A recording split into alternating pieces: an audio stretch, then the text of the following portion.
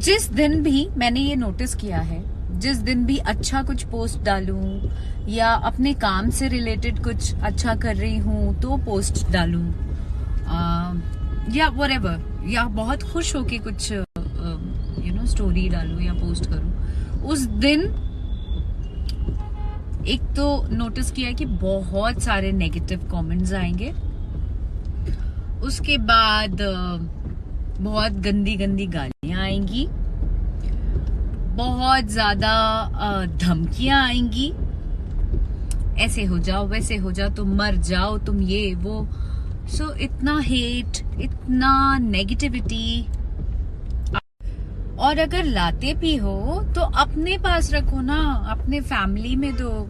ये मैं अच्छे से बोल रही हूँ, कोई आपके इन सब चीजों से मुझे कोई इफेक्ट नहीं होता है, बिकॉज मैं उन सब चीजों से बहुत ऊपर जा चुकी हूँ।